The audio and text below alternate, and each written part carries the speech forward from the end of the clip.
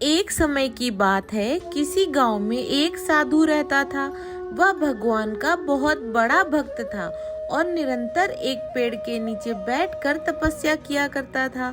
उसका भगवान पर अटूट विश्वास था और गांव वाले भी उसकी इज्जत करते थे। एक बार गांव में बहुत भीषण बाढ़ आ गई। चारों तरफ पानी ही पानी दिखाई देने लगा। सभी लोग अपनी अपनी जान बचाने के लिए ऊंचे स्थानों की तरफ बढ़ने लगे। जब लोगों ने देखा साधु अभी भी पेड़ के नीचे बैठकर भगवान का नाम जप रहे हैं, तो उन्हें यह जगह छोड़ने की सलाह दी। पर साधु ने कहा, तुम लोग अपनी जान बचाओ, मुझे तो मेरा भगवान बचाएगा। धीरे धीरे पानी का स्तर बढ़ता गया और पानी साधु के कमर तक आ पहुंचा। इतने में वहां से एक नाव गुजरी।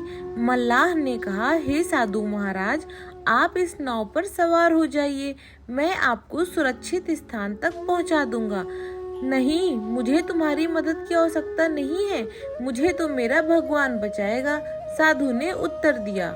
नाव वाला चुपचाप वहां से चला गया। कुछ देर बाद बाढ़ और प्रचंड हो गई। साधु ने पेड़ पर चढ़ना उचित समझा और वहां बैठकर ईश्वर को याद करने लगा। तभी उन्हें अचानक गड़गड़ाहट की आवाज सुनाई दी। एक हेलीकॉप्टर उनकी मदद के लिए आ पहुंचा। बचाव दल ने एक रस्सी लटकाई और साधु को उसे जोर से पकड़ने का आग्रह किया, पर साधु फिर बोला, मैं इसे नहीं पकड़ूंगा, मुझे तो मेरा भगवान बचाएगा।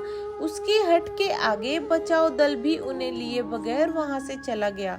कुछ देर बाद पेड़ बाढ़ की धारा में बह गया और साधु की मृत्यु हो गई।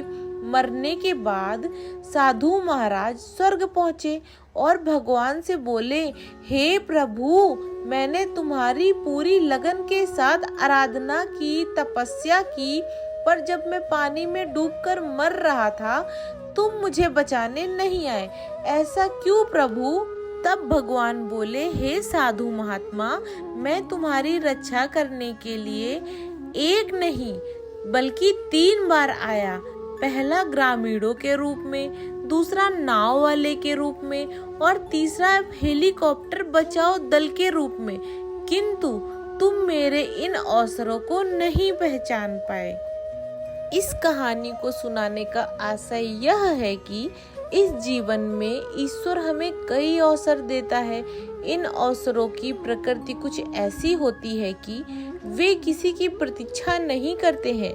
वे एक दौड़ते हुए घोड़े के समान होते हैं जो हमारे सामने से तेजी से गुजरते हैं। यदि हम उन्हें पहचान कर उनका लाभ उठा लेते हैं तो वे हमें हमारी मंजिल तक पहुंचा देते हैं, अन्यथा हमें बाद में पछताना ही पड़ता है। उम्मीद करती हूँ आपको ये कहानी पसंद आई होगी। आप सभी को धन्यवाद।